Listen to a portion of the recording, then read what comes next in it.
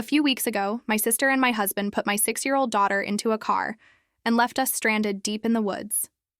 No note, no warning, just the biting cold and endless snow, the kind they thought would freeze us for good. They even packed my suitcase but left out my phone charger and my daughter's coat. They didn't expect us to survive. But we did. A stranger found us, a man who hadn't spoken to anyone in years, and saved us from the cold. Then they came back, smiling like nothing had happened, as if I was supposed to forgive them. But that day, for the first time, I found the courage to say a word I never thought I could say to my own family. No. Before we get deeper into this, tell me, what time is it where you are? Where are you listening from? Drop it in the comments.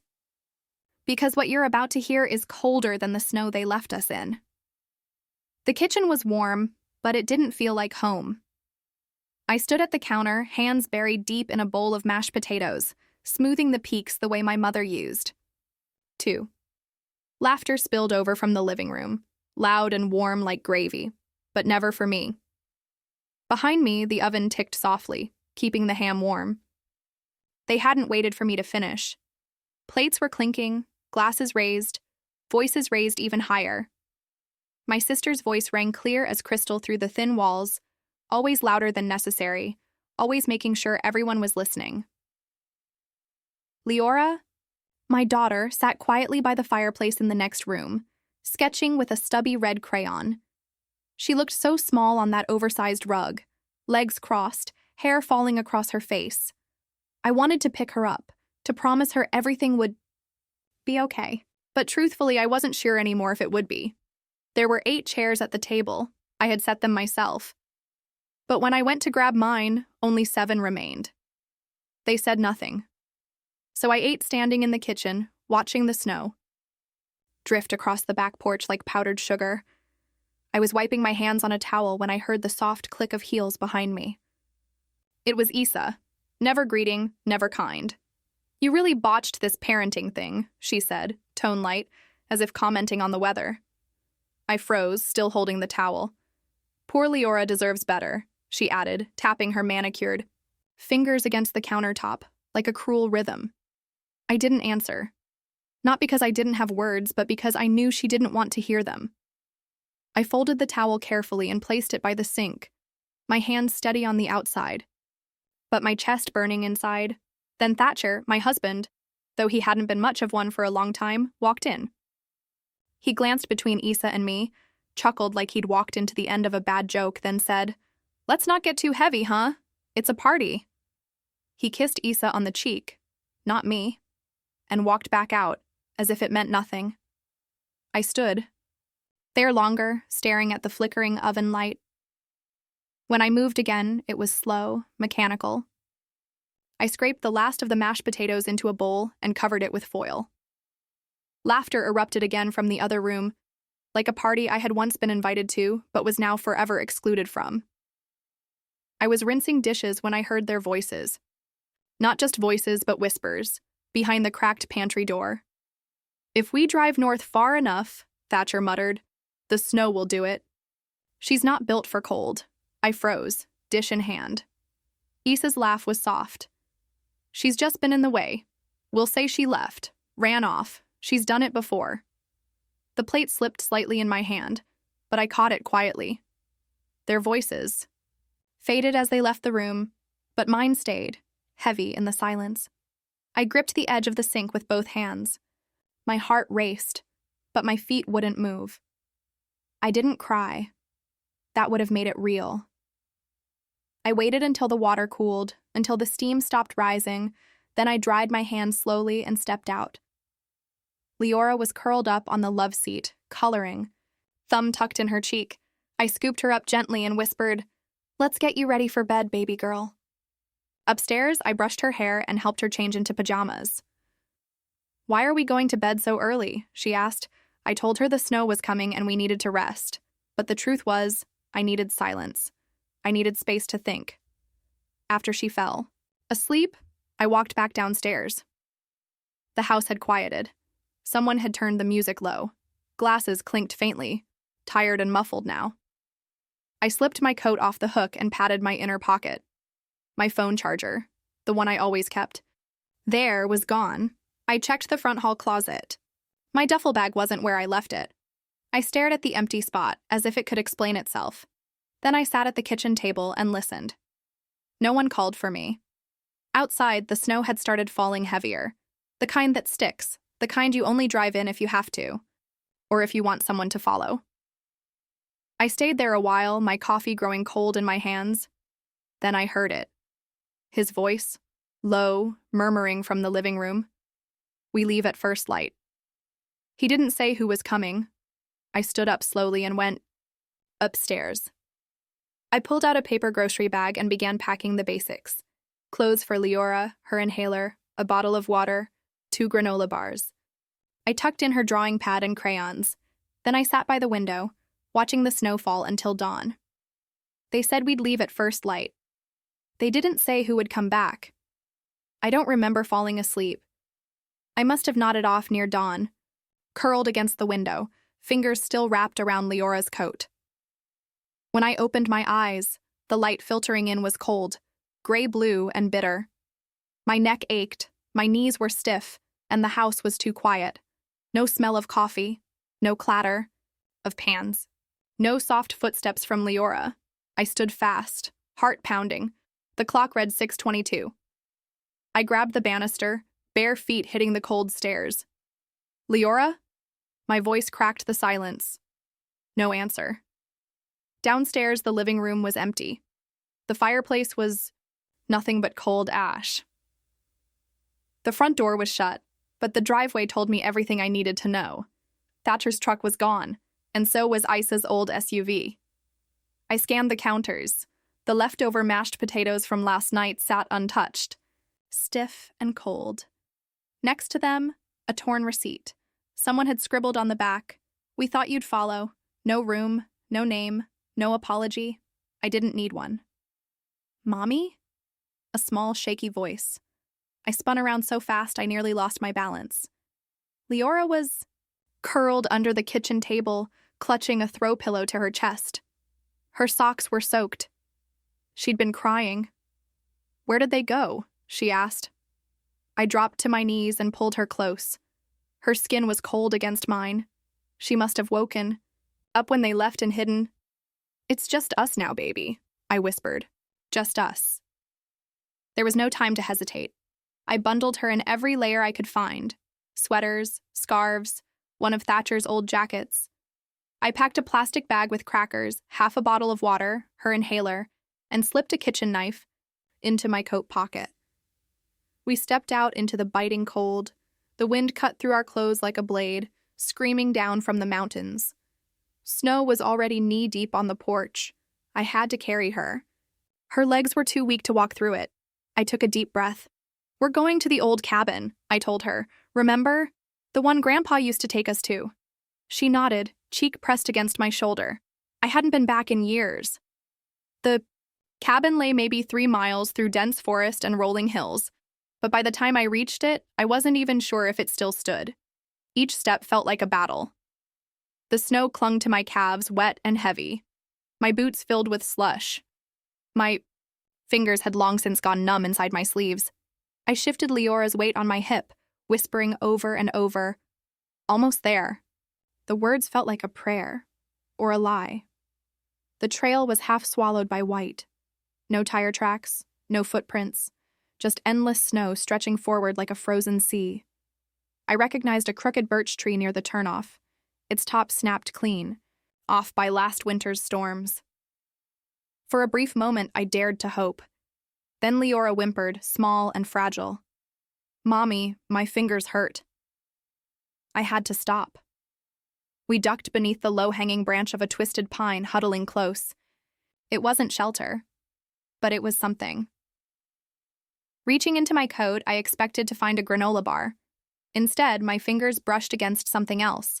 Paper, folded once. Slowly, I pulled it free. It was our wedding photo. What was left of it? The top half was charred, burned black. My own face was a smear of ash. Thatcher's features blurred into nothingness. But Leora's tiny face, clutching my leg in her flower girl dress, had survived. I stared at that tattered ghost for a long, unbearable moment. They tried to erase us, I whispered, voice barely audible. But we don't need them, we never did. I tore the rest of the photo into ragged pieces and let the snow swallow them. We kept moving. After another half-mile, my legs trembled. My breath came in sharp, shallow bursts. I dared not stop again. Then through the cold haze, I saw it. Gray, eyes in the snow, watching me. A wolf. Ribs sharp beneath matted fur.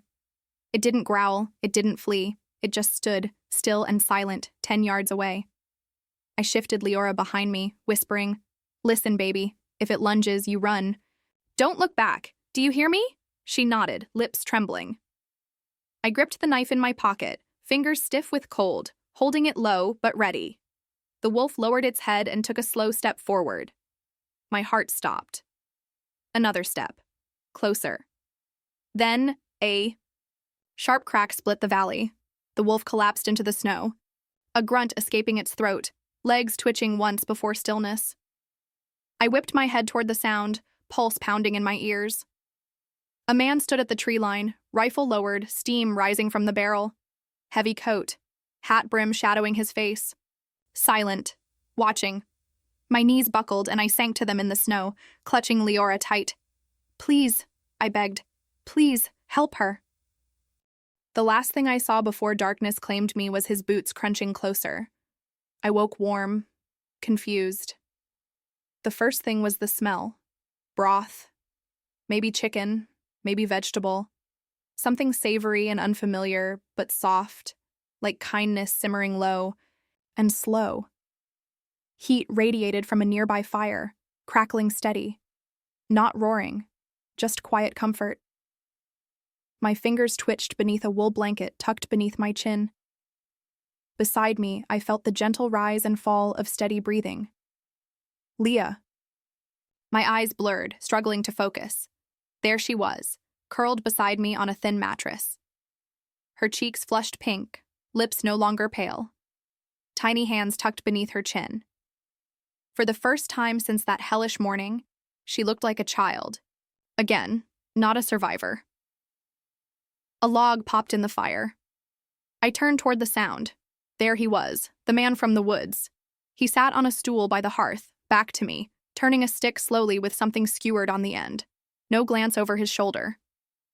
Just quiet, methodical tending. I sat up. A dull ache throbbed at the base of my skull, but I didn't speak.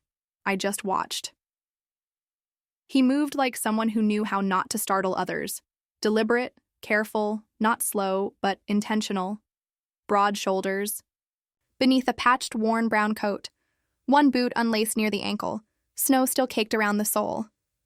Finally, he turned his head slightly. "I made broth," he said, voice low and gravelly. "It's nothing fancy. Carrots, beans, some wild onion." I didn't answer. I just nodded. It was the first kindness I'd heard in days. I wasn't sure how to accept it. He lifted a chipped ceramic bowl, set it carefully on a small table within reach, but didn't hand it to me. "I'll leave it here." No questions, no name asked, no explanation for why I was half frozen, carrying a child through a storm. His name, I would learn later, was Silas. For now, he just stood and moved to a woodpile in the corner, stacking logs quietly, efficiently. He kept his distance. I reached for the bowl with trembling hands, joints stiff from cold, but forced myself to lift it. I looked at Leora. "Give it to her," I murmured. My voice felt strange, foreign in my own throat. No questions. He nodded once, ladled half the broth into a smaller tin cup, crouched by Leora, and set it on the floor next to her mattress. He didn't touch her. Leora stirred, blinking awake. Her body tensed, but she didn't cry out. Silas turned his head, pretending not to notice, returning to the fire. Leora looked at me, then at the tin cup. I gave her the smallest, tired smile I could manage. Slowly, she sat up and took the spoon. I held, the blanket tighter, letting the warmth soak in. Later, the storm softened outside. Snow fell in a quiet flurry. Light filtered through thick, stained windows, casting dappled shadows across the cabin walls. Leora dozed again, this time clutching the tin cup like a treasure. I found a sewing kit tucked inside a crate by the door and stitched the rip in her sleeve. My fingers moved on their own, tight, focused stitches, just like I used to when money was tight and hand-me-downs were blessings, not curses. Silas sat across the room near a workbench, carving something with a small blade. The sound of wood against blade was rhythmic, calming. At some point, he spoke without looking up. "You ever seen a sparrow up close?" I blinked. "Not really," I said quietly. "They're small, brown, not much to look at. People usually ignore them." He paused, turning the carving slowly in his hand. "But they don't migrate. They stay, even in the snow." I nodded. He stood, walked over, and placed the small wooden bird, a sparrow with folded wings, rough but beautiful, on the table near me. Then, without a word, he stepped outside to chop more wood. I stared at the bird for a long time. Something about it squeezed my throat tight. I placed it beside Leora's blanket. That evening, the shadows stretched long across the cabin. The fire flickered low. Silas came in from the cold, brushed snow from his coat and handed Leora something small. A flashlight. "In case you wake up scared," he said softly. Leora took it with both hands, unsure, but something flickered in her eyes. "Thank you," she whispered. He nodded once and left again, like it was nothing. But it was everything. I sat on the mattress, watching the soft beam glow in Leora's palms like a secret. Signal a promise. It wasn't much, but for now, it was enough. The letter wasn't meant for me, but I read every word. I was looking for an extra blanket when the wind picked up again, moaning low through the cabin cracks like an old, sad song. Leora slept curled in her usual spot on the mattress, clutching the little flashlight like a guardian. I didn't want to wake Silas. His cot was neatly made, so I assumed he'd gone out for more firewood. I crossed the room carefully, trying not to creak the old floorboards beneath my feet. One drawer beside his cot was slightly ajar with a jar resting on top. I nudged it open, hoping to find an extra quilt or maybe a scarf, but instead I discovered a bundle of letters tied with a faded blue ribbon, worn at the edges, some stained by time, others scorched with ash. I shouldn't have touched them, but one was already untied, as if someone had recently opened it and forgotten. The handwriting was crooked and uneven, like it was written in the dark or with trembling hands. "If you find this, I hope you made it through the winter." I sank slowly onto the edge of the cot, the fire crackling softly behind me.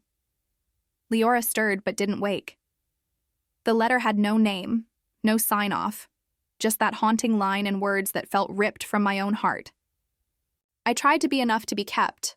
I tried to hold my tongue, clean the messes, make the holidays feel like something. I thought if I did more, they'd see me, I'd matter. But some people don't want you strong. They want you silent. I didn't realize tears were falling until one dropped onto the paper. Whoever wrote this, they understood the pain of lingering too long in a house where your breath never felt safe. They knew the cost of shrinking yourself just to be tolerated. The last line echoed inside me, even as I folded the letter and tucked it back into the drawer. They don't want us strong, they want us silent. I closed the drawer gently and turned toward the fire, just as Silas appeared in the doorway. He didn't speak or ask a word. He just looked at me with something unreadable in his eyes. Then he moved to the stool by the fire, slowly reaching for a kettle. "That's Annie's," he said quietly. The name weighed down with something unspoken. I didn't ask right away, letting silence stretch between us, filled only by the whistle of the wind and the hiss of the flames. Finally, I whispered, "What happened to her?" Silas didn't look at me, his gaze fixed on the dancing fire. "She waited too long for someone to come back," was all he said. We sat in heavy silence as shadows moved like ghosts on the walls. Leora murmured softly in her sleep, and Silas rose to check the kettle, moving with the quiet grace of a man who once carried noise and had learned to set it down. Later, after Silas climbed the ladder to the loft and Leora slept peacefully beside me, I picked up my phone. I didn't know why it still had 22% battery, no signal, but something urged me to look. The screen lit up with old messages, nothing new, until an audio notification played. It was my sister's voice. Weak, casual, as if discussing a broken appliance, not a person. Mom should have let her go years ago, she said.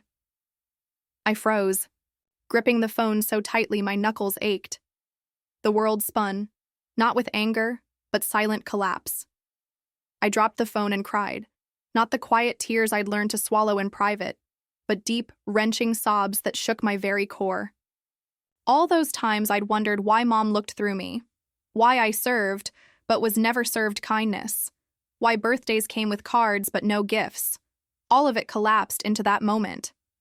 It wasn't the insult that broke me. It was the truth finally. Named. Silas came down the ladder, paused when he saw me curled and trembling, said nothing, touched nothing, only placed a small log on the fire, watched it catch, and turned away. I wiped my face slowly, breath shaky but steadying, and whispered, "Never again." Not from anger or revenge, but because some truths demand change. When someone names your silence as weakness, every echo you've buried inside suddenly roars. Outside, the wind howled louder, as if it wanted to tear the cabin apart, but I didn't tremble anymore. I hadn't looked at a map in years, but that afternoon, as pale light filtered through the cabin's slatted windows, I needed to know how far I'd fallen.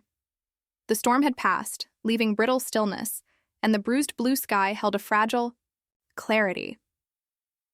Silas was out chopping wood. I offered to help, but he shook his head and murmured, "Stay warm. She needs you steady," then vanished into the trees. Leora slept again, clutching her little flashlight like a talisman. As I folded a thin quilt and piled kindling near the hearth, I spotted my old weatherproof satchel shoved beneath the bench. I must have tossed it in the back of Silas's oldest SUV in a panic before they left us behind. It was heavier than I remembered. Half-empty snacks, a cracked thermos, some socks, a broken zipper pouch with our birth certificates tucked between faded receipts. Then a thick plastic folder I didn't recognize, labeled simply personal records. Thatcher must have slipped it in without telling me. I hesitated, then sat cross-legged on the floor and opened it. Inside were 3 documents. The first, a stark claim deed with my name scratched off, the mortgage title wiped clean as if I'd never existed. My signature scrawled below, dated just weeks before the snowstorm. My vision blurred. The second was worse, a notarized affidavit surrendering parental rights. My name again, my daughter's name. The last was a handwritten note in Thatcher's unmistakable scrawl. "Don't make this harder than it needs to be." I could hardly breathe. It wasn't carelessness or panic, but a cold, calculated plan carried out like a business deal. The betrayal was so total it made the freezing air outside feel merciful. I stumbled to my feet, clutching the folder, and reached for the old rotary phone fixed to the wall. Silas had mentioned it still worked. Landline, no cell required. I dialed the legal aid number I'd seen on an old town flyer. A woman answered on the second ring, calm and steady, like someone who'd heard it all before but no longer flinched. "Legal aid services, this is Dana. How can I help you?" My voice cracked as I explained I'd found documents.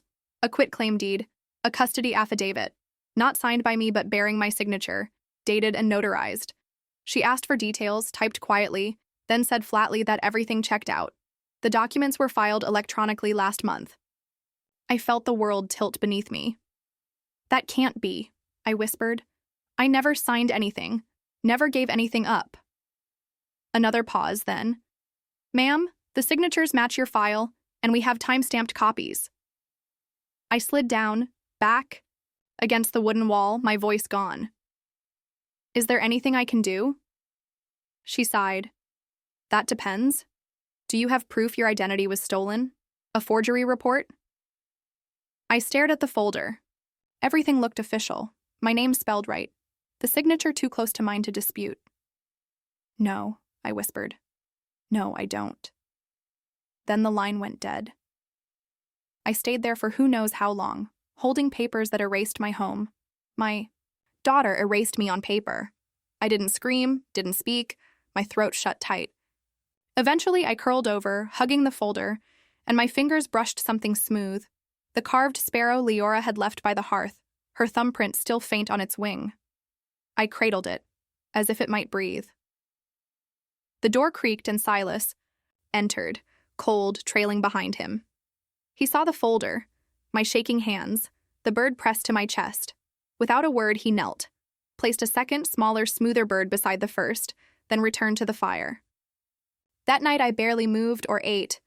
Outside, the wind softened, no longer howling. Sitting by the fire, my mind fragmented. I wondered if maybe I was weak, if I'd made it easy for them. Silas, whittling quietly, broke the silence. Maybe they never thought you'd live long enough to ask for it back. I turned to him, but he stared into the dying flames. He told me quietly about Annie and their daughter Caleb, how he'd gone to town for a birthday ribbon, the purple kind Caleb, loved only to come back to ashes. He'd buried them with the ribbon in her jacket and never left. We sat with that silence, not pity, but understanding. When he finally joined me on the stump, hands bare in the cold, he whispered, "If I'd been there, maybe they'd still be here." I faced the sun, which gave light but no warmth, and said, "If I'd left earlier, maybe I wouldn't be carrying so much hate." The quiet between us wasn't empty. It held all we'd carried too long, grief echoing softly. Minutes later, the cabin door creaked open and Leora's soft footsteps followed. She shuffled in, still waking, hair tangled, holding the wooden sparrow tightly. Without a word, she reached for Silas's leg, wrapping her arms around him. He didn't flinch, didn't move, just let her be. It was the first time she'd sought comfort since we were left behind, and that small moment etched itself into me.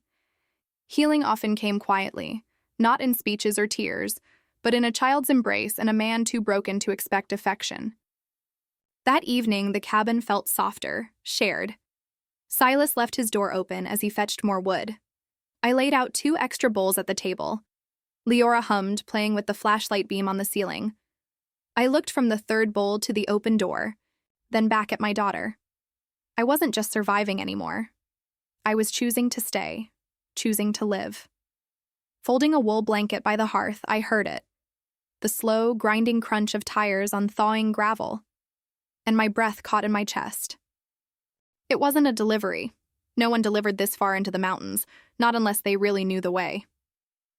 I moved to the front door and cracked it just enough to peek out. A silver SUV sat there. Too familiar, maybe painfully so. The passenger door opened first and Isolde stepped out, tall in suede boots, sunglasses tucked in her collar like she thought it was still fall. Thatcher followed behind, hands shoved deep in his coat pockets, acting like this was just any ordinary weekend drive. They were both smiling, like the snowstorm had been a silly misunderstanding, nothing more. Isolde waved. "We figured you might still be here." I didn't wave back. Instead, I stepped fully onto the porch, gripping the railing, not to steady myself, but to hold back whatever I might do next. "We just wanted to talk," Thatcher added, his voice way too smooth, too practiced. Isolde climbed the steps, holding up a small package. "I brought you some of that tea you like. You remember the chamomile from Trader Joe's?" I didn't move. "You left us in a storm," she said, blinking as if confused. "We thought you'd catch up. Honestly, we thought you were headed to Aunt Jean's. We didn't know you'd stay here." Thatcher shrugged. "You've always been good at finding your way out of things." My chest tightened, grip on the railing unrelenting. "No, you didn't think I'd survive." For a long moment, no one spoke. Then the screen door behind me creaked open. Leora peeked out, spotted them, and immediately retreated, her small hands clutching my sweater, hiding behind my legs as if the porch was the last refuge in the world. Isolde bent down, smiling like a cartoon ant. "Baby, don't you remember Auntie? We used to braid your hair." Leora's voice was soft but sharp, cutting clear through the cold morning air. "You made Mom cry." Isolde froze, her smile flickering, mouth slightly open, but no words came. Thatcher cleared his throat, brushing invisible dust off his sleeve. "Listen, we've been going through things too, Kaylin. You're not the only one hurting." I said nothing.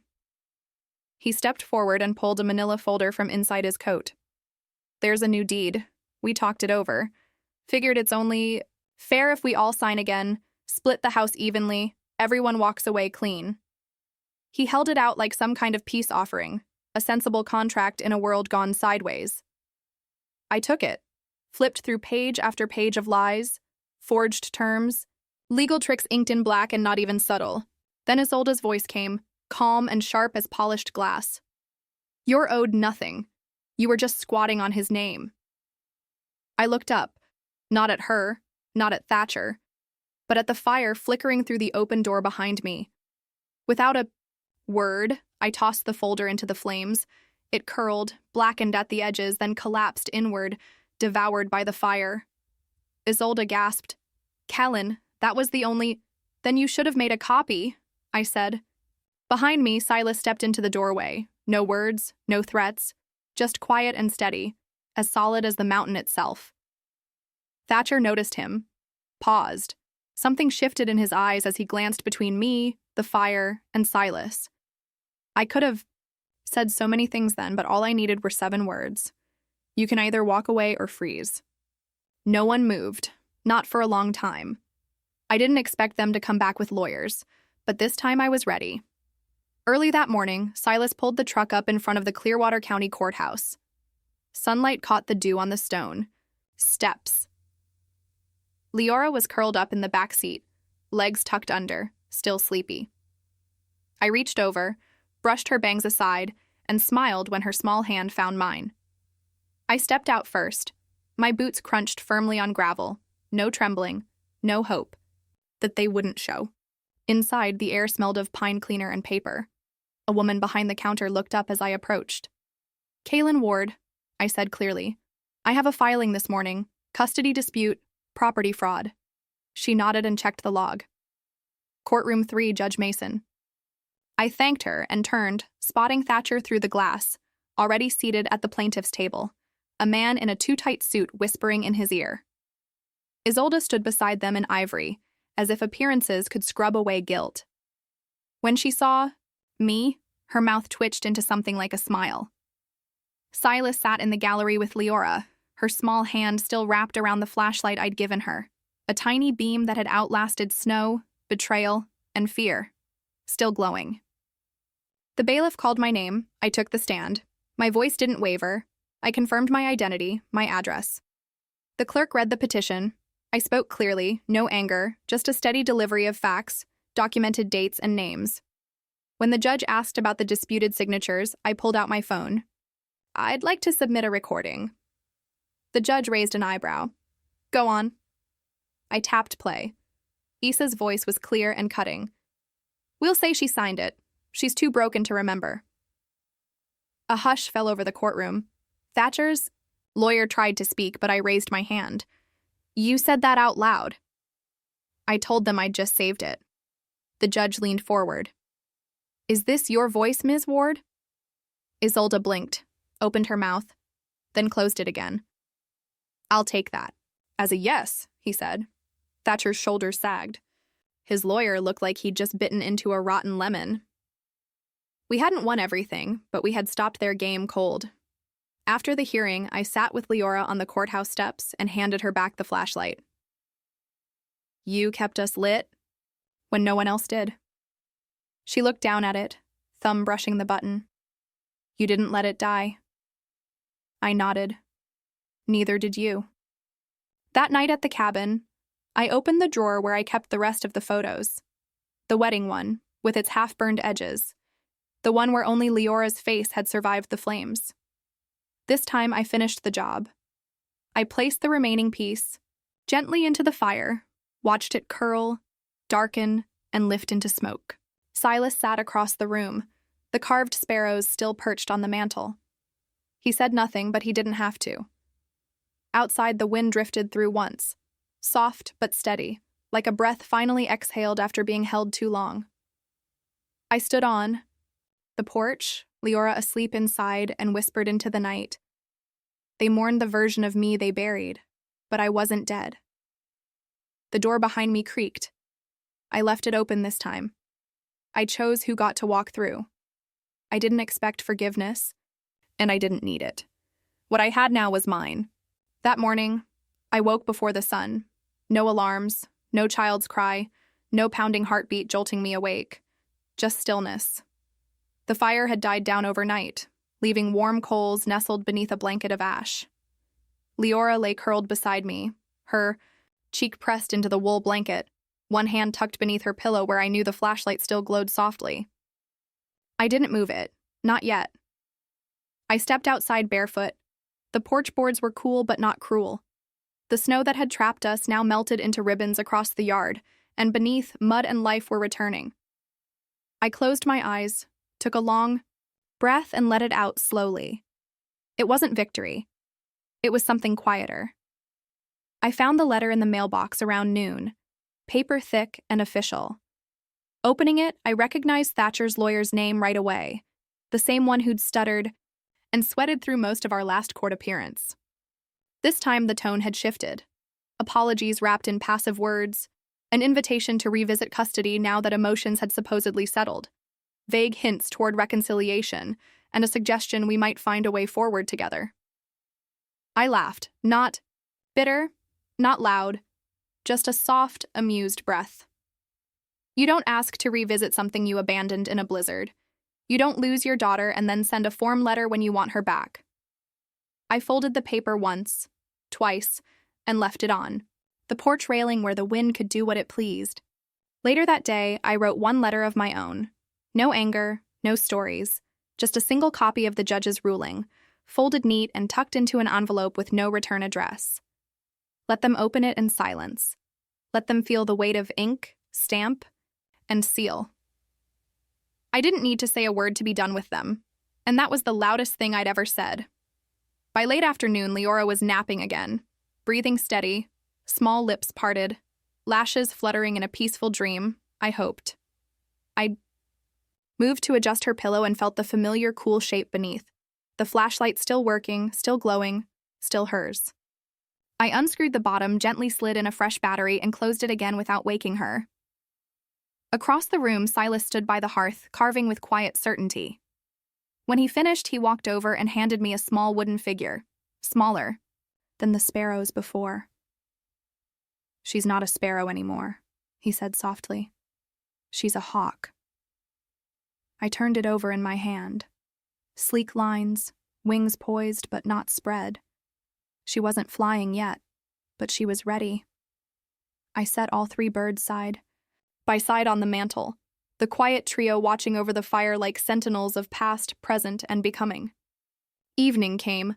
I stirred a pot of stew over the fire, adding potatoes and herbs Silas had brought from town 2 days earlier. Leora sat cross-legged nearby, humming something tuneless as she traced her finger through the wood grain of the floor. The sun dipped low outside. Gravel crunched. I looked up as the screen door creaked open, but no one stepped inside. Only a shadow stretching across the threshold. Silas stood there, a bag of supplies in one hand, the other resting lightly on the doorframe. He didn't knock, but he waited. That was the difference. I walked to the door, met his eyes, and opened it fully. No words, just space. "Come in," I said, "You're home." Behind me, the fire snapped softly and stayed burning.